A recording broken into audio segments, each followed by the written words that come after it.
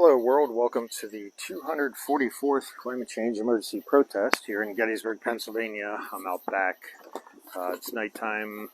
The day was pretty hot. It's got up to like, 95 degrees or so. This is July 27th, 2023. This is number 244, as I said. Next week will be climate change emergency protest number 245. That'll be on August 4th, 2023. So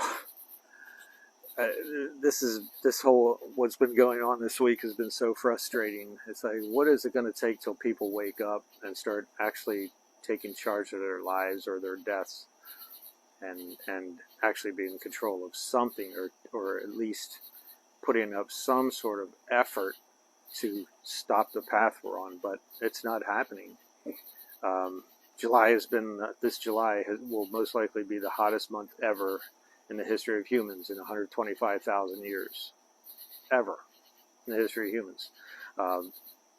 Last week I talked about the last 16 days were the hottest 16 days ever in the history of human history. So we're talking 125,000 years. It's unfathomable what's happening. The heat waves they keep talking about in the United States, Europe, Asia. It isn't a heat wave. It's a tsunami. Okay, a heat wave would be a wave that busts through, just like a wave at the beach and then retreats. This is no longer a heat wave. This is a tsunami that comes in and builds upon itself and builds upon itself and builds upon itself. So it's a heat tsunami, not a heat wave. The Gulf of Mexico, for example, the waters at one of the Keys, which are small islands in the Gulf off of Florida, the temperature is 101 degrees. That kills coral reefs within a week or two, no problem. The fish, you think about the fish and the things living there, I mean, they rely on oxygen. Well, hotter water has less oxygen in it. Also the heat, you get heat exhausted, heat strokes, I would think, as a fish, even though you're in water. There's nowhere to cool down. So people, say, oh, it's not bad out, it's 95 degrees, I'm okay. There's one guy who's on TV, on YouTube, saying, we're a first world country, just turn on our air conditioners. Well, you know what? Turn off your air conditioner and see how that goes. Go to Phoenix and turn off your air conditioner. See how long you last. It's insanity. This egocentric northern hemisphere attitude we got going on, the global north, and screw the global south. Who cares about them, right? Or Asia, who cares about them? It's this weird attitude we have going on. People say they're progressives or whatever, or even conservatives, and they think about other people. They're Christians. They're not. Okay, don't kid yourself. This is not happening when you don't care about what's happening to the rest of the world or the effects of it. It's just off the charts wrong as to what's going on. So we're one grid collapse away from having a massive amount of deaths, thousands of deaths. And whether that's because everyone's running their air conditioner or because there's a solar flare that comes, it wipes out entire nations' electricity, then you're going to see massive deaths. And then we'll understand what climate change is all about, and then it'll be too late. Right now, the AMOC is getting ready to shut down. My theory is it has already begun the process because the heat buildup in the Gulf of Mexico. That's the only thing that explains it. That it's not El Nino doing this. It's the Gulf is no longer transporting the amount of heat out of the Gulf required to keep it stabilized. So the ocean's getting hotter. The circulations are slowing down, and you're getting striations where you have massive heat for the first several hundred meters. Speaking of which, you probably want to turn into Environmental Coffee House tomorrow night at 9 o'clock, Friday night on YouTube. Jim Massa will be speaking. He's really astute as far as ocean science goes and everything like that. It should be a good show. Sandy and Jennifer and Jim together will be an awesome show on Environmental Coffee House. So get this heat buildup going on, and he'll be able to explain it a lot better than what I'm doing it by far. So right now, Congress... Our Congress, United States Congress, is doing absolutely nothing to guarantee your safety. You are going to die the way we're going here. There's no action being taken, no chatter about it, no push, no anything. You got Senator Whitehouse in Congress, and that's it. The House of Representatives, these so-called progressives, are just worthless bags of whatever, human flesh, standing down there and just collecting their paychecks.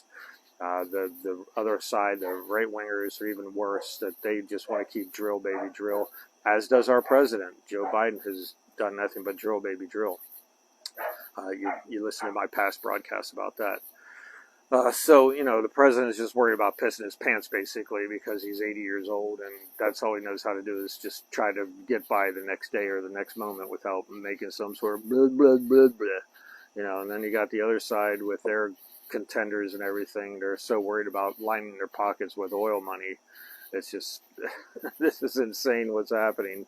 There's no Republicans, there's no Democrats doing anything. Both parties suck. I'm not saying you individuals suck, but in a sense you do, because you're not pushing your party, whatever party that is, to save your very lives, and definitely the lives of your children. If you have a child under age 30, good luck with that. I'll talk about that in a second. So what's going to happen? Okay, on this path, we're going to die. Okay, if we stay on this path, we're going to die. The AMOC shuts down, temperatures jump 10 degrees Celsius in the tropics, 10 to 17 degrees most likely.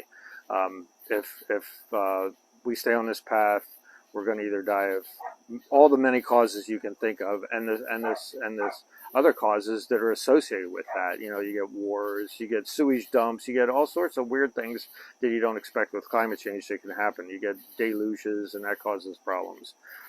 Kids under 30, they'll be the ones who will never get the chance to live their normal lives. That's just the path we're on. Someone has to say this, and these are simple truths, and these are simple facts.